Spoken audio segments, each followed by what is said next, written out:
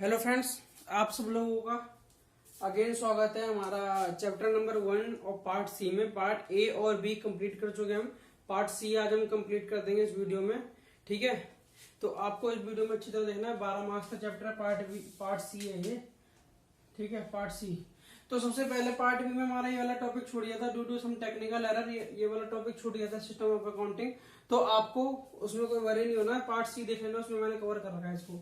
सबसे पहले हम इसी को डिसाइड कर लेते हैं। सिस्टम ऑफ अकाउंटिंग, दो तरह की अकाउंटिंग होती है, एक सिंगल एंट्री एंड एक डबल एंट्री। सिंगल एंट्री क्या होती है, डबल एंट्री क्या होती है? डबल एंट्री वो अकाउंटिंग करने का मेथड होता है जिसमें हम डेबिट एंड क्रेडिट का यूज करते हैं। ठीक है, इसमें बेसिकली डुअल एस्पेक्ट होता है।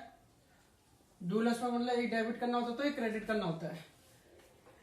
डबल एंट्री का यूज वहां पे किया जाता है फ्रेंड्स, जहां पे जिस कंपनी में हमें बड़ी कंपनी होती है, जहां पे अकाउंटिंग की सुविधा उपलब्ध होती है, जहां पे अकाउंटेंट होते हैं और वो सिस्टमेटिक रिकॉर्ड ऑफ ट्रांजैक्शन से अकाउंटिंग करते हैं। मतलब जो जैसे बिल आता है उसी को हिसाब से उसको डेबिट क्रेडिट करके एंट्री कर देते हैं। जैसे हमारा सेल होता है, सेल की एंट्री क्या की जाती है? इसमें सेल करा 10,000 को, 10,000 रुपए का। राम को हमने सेल करा उधार सेल करा, कैश में सेल नहीं करा। तो एंट्री क्या होगी? Ram account debit to sales. ठीक है, 10,000 एंड 10,000। ठीक है, अगर हम इसको कैश में एंट्री करते हैं तो कैश में हमने सेल करा तो राम की जगह कैश आ जाता है, cash account debit to sales, और 10,000 और 10,000। तो ये सिस्टमेटिक रिकॉर्ड ट्रांजेक्शन हो गया। हमने एक को डेबिट करा तो दूसरे को क्रेडिट जरूर करा। तो ये डबल एंट्री का खेल होता है। डबल एंट्री में क्या होता है? सिस्टमेटिक रिकॉर्ड ऑफ ट्रांजेक्शन होता है। सिंगल एंट्री में क्या होता है? सिंगल एंट्री में बेसिकली आपने देखा होगा, छोटे दुकानदार होते हैं जो छोट परचूने वाले हो गए, या और छोटे दुकानदार हो सकते हैं, जैसे कि कोई रिपेयरिंग की सर्विस प्रोवाइड करता है या कोई अदर सर्विस प्रोवाइड करता है।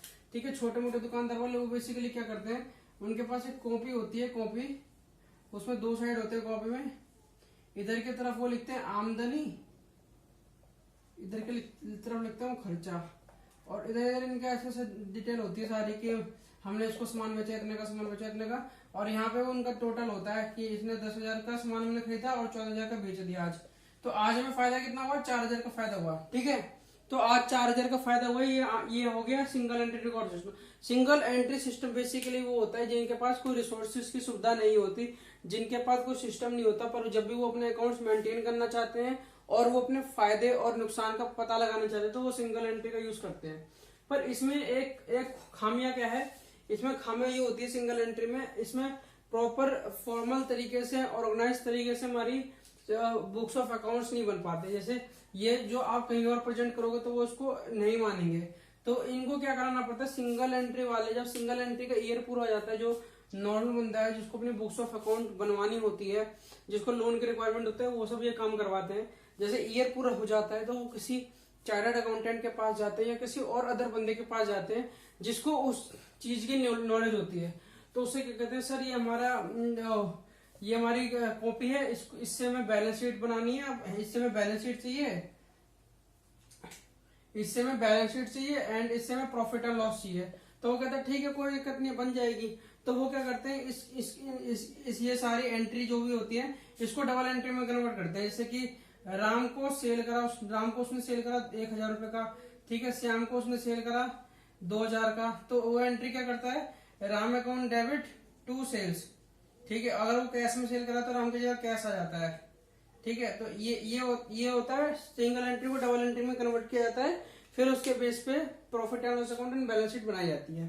ठीक है, ये तो single entry and double entry में कवर कर दिया। ठीक है, इसके बाद आता है advantage of double entry. Double entry का एडवांटेज क्या है? डबल एंट्री का एडवांटेज ये होता है SCCPH। एस मतलब सिस्टमेटिक साइंटिफिक सिस्टम, एक ऑर्गेनाइज तरीके से, एक रूल बेस्ड मेथड से, साइंटिफिक तरीके से ये सारी एंट्री की जाती है डबल एंट्री के अंदर। ठीक है, दूसरा कंप्लीट रिकॉर्ड ऑफ ट्रांजेक्शन सारी रिकॉर्ड होती है।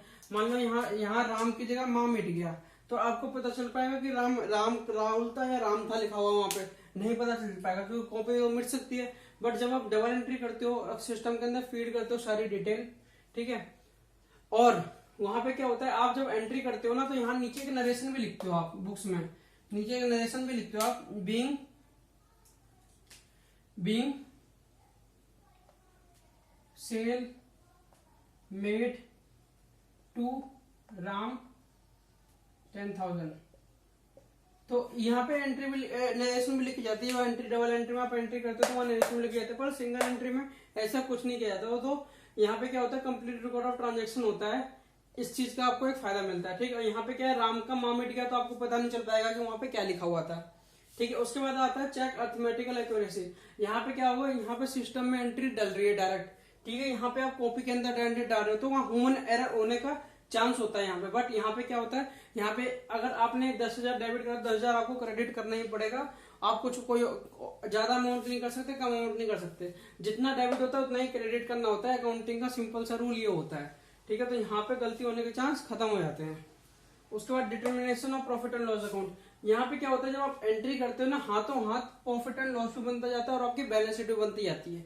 आपका कोई भाई होगा, रिश्तेदार होगा, उनसे पूछना कि जब आप बुक्स में एंट्री करते हैं तो वो उसका क्या होता है। जब आप सिस्टम में एंट्री करोगे, टैली में एंट्री करते हैं या कोई और सॉफ्टवेयर होता है उसमें एंट्री करते हैं, तो वहां पे एंट्री करने के साथ साथ ही आपका प्रॉफिट एंड लॉस भी बनता जाता है, डिटरमाइन होता जाता है, बैलेंस शीट भी बनती जाती है बैक साइड में। तो उसमें आपको कोई अदर प्रोसेस करने की जरूरत नहीं होती। ठीक है, पर इस केस में आपको क्या है, सारा कैलकुलेट करना पड़ेगा, फिर माइनस करना पड़ेगा, फिर पता चलेगा कितना फायदा हुआ।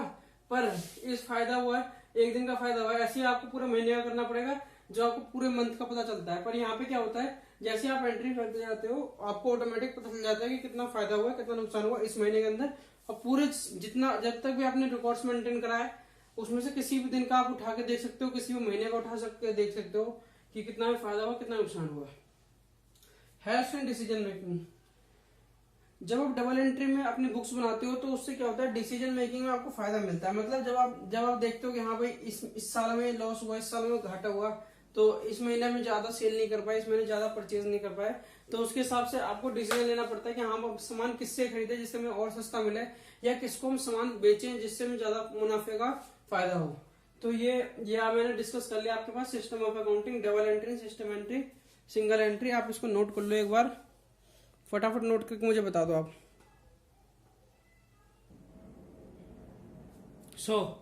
जो हमारा नेक्स्ट टॉपिक है, क्वालिटेटिव कैरेक्टरिस्टिक्स ऑफ अकाउंटिंग।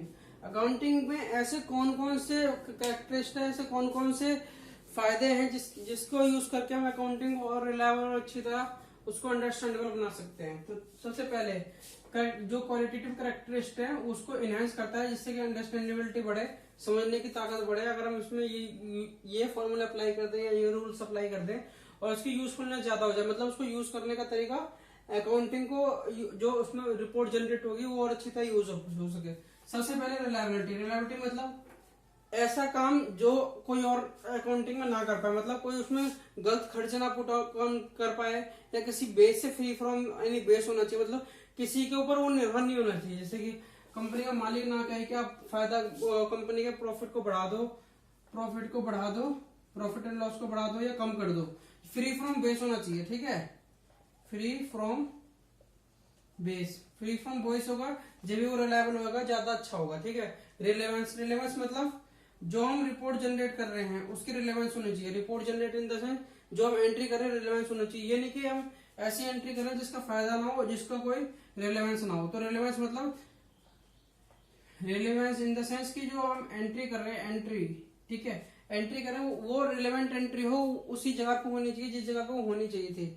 ये नहीं कि आपने सेल की एंट्री परचेज में घुसा दी, परचेज की एंट्री सेल में घुसा दी, नहीं। रिलेवेंस मतलब जो जहाँ की चीज है वो वहीं पे होनी चाहिए, और जब उस चीज को मांगा जाए तो वो प्रेजेंट होनी चाहिए। ठीक है, अंडरस्टैंड मतलब जो हम रिपोर्ट जनरेट कर रहे हैं वो अंडरस्टैंड होनी चाहिए। तो ऐसे नहीं कि किसी और फॉर्मेट में जनरेट करके दे दिया, या एक सिस्टमेटिक फॉर्मेट होना चाहिए। जैसे प्रॉफिट एंड लॉस का फॉर्मेट होता है, प्रॉफिट एंड लॉस का ये होता है, बैलेंस शीट का होता है, तो ऐसा होना चाहिए। ये नहीं कि प्रॉफिट एंड लॉस की जगह बैलेंस शीट में वो जो ट्रांजेक्शन थी बैलेंस शीट के अंदर कुछ डाल दी, कुछ प्रॉफिट एंड लॉस के अंदर डाल दी। तो ये अंडरस्टैंडेबल होना चाहिए कि किस चीज के अंदर जाना है, उसी चीज के अंदर जाना चाहिए। कंपेरेटिव मतलब इंटर, कंपनी के अंदर डिफरेंट ब्रांचेस कंपेयर हो जानी चाहिए, या इंट्रा। देखो एक होती है इंटर होती है, जैसे रिलायंस है, रिलायंस टाटा से कंपेयर कर रही है। ठीक है, ये इंटर हो गई, मतलब एक कंपनी दूसरी कंपनी से कंपेयर कर रही है। एक इंट्रा हो गई, इंट्रा क्या हो गई, रिलायंस के डिफरेंट ब्रांचेस हैं, वो एक ब्रांच से दूसरी ब्रांच को अपने आप कंपेयर कर रही है, मतलब एक ब्रांच से दूसरी ब्रांच को कंपेयर कर रही है, उसको कहते हैं इंट्रा। तो इंटर और इंट्रा का डिफरेंस आपको समझ आ गया। तो इसकी मैंने शॉर्ट फॉर्म बना रखी है RRVC। इसको आप नोट कर लो, reliability, relevance, understandability and comparability. RRUC है वो, RRUC, फटाफट नोट कर लो आप। हाँ जी। जो नेक्स्ट टॉपिक है, ये लास्ट टॉपिक है इस चैप्टर का। इसके बाद सारे पार्ट कवर हो चुके हैं हमारे पहले चैप्टर के। अगर इस चैप्टर को अच्छी तरह कवर कर लेते हो आप तो 12 नंबर का चैप्टर है। बिल्कुल आपको एक एक पॉइंट नोट कर लेना है, और जो मैंने शॉर्ट फॉर्म यूज करी है आपको उसको बिल्कुल ध्यान रखना है, और जो मैं यहाँ पे लिखा रहा हूँ वो जरूर नोट करना। बुक से कोई मतलब नहीं है आप कौन से राइटर की बुक फॉलो करते हो, बिकॉज जो आपका पेपर चेक कर रहा है जो बंदा, उसको कोई बुक नहीं दी जाती, क्योंकि सब राइटर की बुक डिफरेंट डिफरेंट होती है, किसी में डिफरेंट डिफरेंट कंटेंट यूज किया जाता है, पर जो उनके अंदर का जो टॉपिक होता है और जो चैप्टर्स होते हैं सबके सेम होते हैं। ठीक है, तो आप बिल्कुल इस बिल्कुल टेंशन में मत रहना कि यार मेरी ये बुक है तो मैं इसी बुक को यूज करूँ, नहीं। क्योंकि जो आपका पेपर चेक करेगा जरूरी नहीं है कि वो आपके क्लास का टीचर ही हो, ऑल इंडिया में से कहीं से भी हो सकता है वो बंदा। तो ठीक है, इस चीज का आपको ध्यान रखना है कि कोई सी बुक नहीं यूज करना, क्योंकि हर स्कूल में अलग अलग बुक का यूज किया जाता है। ठीक है, तो सबसे पहले book keeping. What is mean book keeping? Book keeping से मतलब आप क्या समझते हो? दो चीज होते हैं अकाउंटिंग में, एक होती है बुक कीपिंग और एक होती है अकाउंटिंग। बुक कीपिंग क्या होता है? जो जैसे बिल आए, सेल के बिल, परचेस के बिल, उसको एंट्री करते जाना। ठीक है, रोज का काम होता है, जो नॉर्मल रूटीन फॉलो करते हैं रोज रोज हम, जो एंट्री आई रिकॉर्ड कर लिया, जो आया सब चीज को रिकॉर्ड कर दिया, जो भी नॉर्मल रूटीन फॉलो कर रहे हैं उसको बुक कीपिंग कहते हैं। और उसके बाद जो मंथली रिपोर्ट तैयार की जाती है, ईयरली रिपोर्ट तैयार की जाती है, क्वार्टरली रिपोर्ट तैयार की जाती है, उसको अकाउंटिंग कहा जाता है। अब इसकी डेफिनेशन से समझो इसको क्या कहा जाता है। Book keeping, book keeping is a part of accounting. Book keeping accounting का एक पार्ट है। It is a process of identify करना, फिर उसके बाद मेजर करना। आइडेंटिफाई इन द सेंस कि ये जो ट्रांजेक्शन पार्टिकुलर हो रही है वो परचेज है या सेल है। ठीक है, जो बता रहा हूँ बिल्कुल ध्यान से समझो, बिल्कुल ध्यान से। ठीक है, जो ट्रांजेक्शन हो रही है बिल्कुल परचेज हो रही है, सेल हो रही है, वो आइडेंटिफाई करना। मेजर करना, परचेज हुई तो कितने रुपए की परचेज हुई, सेल हुई तो कितने रुपए की सेल हुई। उसके बाद रिकॉर्ड करना, उसको एंट्री करना, एंट्री बुक्स में एंट्री कर दिया, और क्लासिफाई कर दिया कि ये भाई ये ट्रांजेक्शन सेल की है, ये ट्रांजेक्शन परचेज की है। इसको कहते हैं बुक कीपिंग। इतना होता है बुक कीपिंग, इसके बाद बुक कीपिंग नहीं होता। ठीक है, ये कोई भी कर सकता है, नॉर्मल बंदा, मैं, आप, और कोई भी जिसको अकाउंटिंग की थोड़ी बहुत नॉलेज है वो बुक कीपिंग कर सकता है। ठीक है, अब दूसरे बात पार्ट पे आते हैं accounting. Accounting is a wider concept. ठीक है, अकाउंटिंग बहुत बड़ा कॉन्सेप्ट है, बुक कीपिंग उसके अंदर आ जाता है, पर अकाउंटिंग उससे कहीं ज्यादा है। It begins where book keeping ends. ये शुरू कहां से होता है? जहां पे बुक कीपिंग खत्म होती है, मतलब क्लासिफिकेशन पे खत्म हो गया तो यहां से शुरू होता है अकाउंटिंग।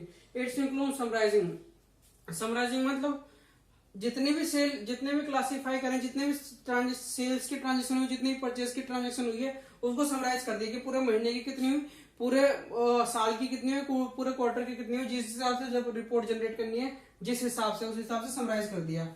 इंटरप्रेटिंग, समराइज करने के बाद उसको इंटरप्रेट करना। यार इंटरप्रेटेड मतलब इस महीने की सेल 1 लाख की हुई, उस महीने की 1,10,000 की हुई। इंटरप्रेट करने की कहाँ पे हमने कमी रह गई हमारे सेल करने में, किस अकाउंट्स में सेल्स मैनेजर से गलती हुई, इंटरप्रेट करें। कम्युनिकेटिंग, जब हमारा ये सारा रिपोर्ट तैयार हो जाता है, समराइजर इंटरप्रेट कर लेते हैं कि हाँ सब चीज सही है कि नहीं, फिर उसको कम्युनिकेट करते हैं, मतलब जिसकी जरूरत की चीज है उसको दिया जाता है। जैसे सेल्स मैनेजर को सेल्स रिपोर्ट दी जाती है, और कंपनी के मालिक को profit and loss, balance sheet और भी अदर रिपोर्ट जो मांगता है वो दी जाती है। वो ये मान सकता है कि इस साल सैलरी पे कितना खर्च हुआ, तो वो टोटल हमें करके उसको दे दिया हमने। Communicating of financial data to the user of financial statement. जो फाइनेंशियल स्टेटमेंट्स के यूजर्स होते हैं उनको हम डाटा दे रहे हैं। यूजर कौन होते हैं आपको ऑलरेडी बता चुका हूं मैं। 2 तरह के यूजर होते हैं, एक इंटरनल और एक एक्सटर्नल यूजर होते हैं। ठीक है, उसके बाद ये मैंने कवर कर दिया। उसके बाद different between book keeping and accounting. Accounting and book keeping के अंदर क्या क्या डिफरेंस है? सबसे पहले स्कोप का डिफरेंट हो जाता है। बुक कीपिंग में क्या होता है कि जो भी ट्रांजेक्शन होती है वो लेजर्स में रिकॉर्ड करते हैं। ट्रांजेक्शन को हमें रिकॉर्ड करना होता है सिर्फ बुक कीपिंग के अंदर, और कुछ नहीं करना होता। ठीक है, लेजर के अंदर ट्रांजेक्शन रिकॉर्ड की जाती है, बुक कीपिंग में बस वही होता है। बट यहाँ पे क्या होता है अकाउंटिंग के अंदर क्या होता है, हमें डाटा प्रोवाइड करना होता है यूजर्स को, like profit and loss account, balance sheet, trial balance को, और अदर्स रिपोर्ट्स भी हो सकती है। ठीक है, तो इसके अंदर वो वाला स्कोप कवर किया है। ऑब्जेक्टिव, उद्देश्य क्या है बुक कीपिंग का? Maintain systematic record of transaction. Transaction को सिस्टमैटिक मेंटेन करना, रिकॉर्ड करना। ये बुक कीपिंग का उद्देश्य होता है, बट अकाउंटिंग का क्या उद्देश्य होता है? फायदे नुकसान का पता लगाना एंड जो फाइनेंशियल पोजीशन है वो पता लगाना कि कितने के सेट्स हैं, कितने की लायबिलिटी है, बैंक में कितना बैलेंस पड़ा हुआ है, कैश हमारे पास कितना पड़ा हुआ है। अकाउंटिंग का बेसिक इन्फॉर्मेशन वो ऑब्जेक्टिव भी होता है। स्टेज, ये कौन सा स्टेज है? ये प्राइमरी स्टेज ऑफ अकाउंटिंग होती है। अकाउंटिंग इसके बिना शुरू नहीं हो सकती। जब तक आप ट्रांजेक्शन को रिकॉर्ड नहीं करोगे, जब तक सारी डिटेल नहीं बनाओगे, रिकॉर्ड नहीं की जा सकती। और ये कौन सी स्टेज है? ये वो वाली स्टेज होती है अकाउंटिंग जहां पे बुक कीपिंग खत्म हो जाती है। जैसे समराइजिंग, इंटरप्रेटिंग एंड कम्युनिकेशन का, जो समराइजिंग, इंटरप्रेटिंग, देखो यहाँ पे मैं लिख देता हूँ, समराइजिंग, इंटरप्रेटिंग एंड कम्युनिकेशन, सिक। और यहाँ पे क्या है? IMRC, identify, measuring, classification, recording इसमें होता है। और इसमें होता है summarising, interpreting and communication financial data to user.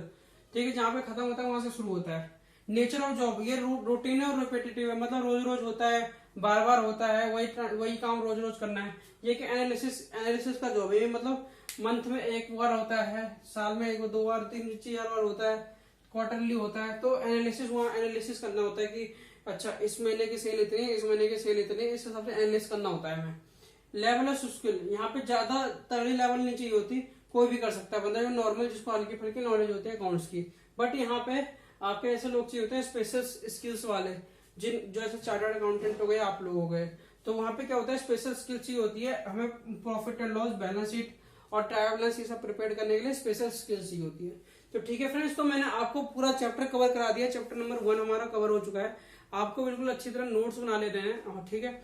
और लाइक्स ज्यादा, जितने ज्यादा लाइक कर सके लाइक जरूर करना और कमेंट जरूर करना, क्योंकि मुझे अब तक कोई कमेंट और कोई लाइक नहीं आया आपके द्वारा। ठीक है, तो लाइक और कमेंट जरूर करना। आप हम इतनी मेहनत करें तो आप कुछ तो रिटर्न करो, लाइक एंड कमेंट ही करो, उससे हमें फायदा मिलेगा। और मैं दूसरा चैप्टर आपके लिए जल्दी जल्दी लाने वाला हूँ। Thank you all, love you all, please support us. Thank you all.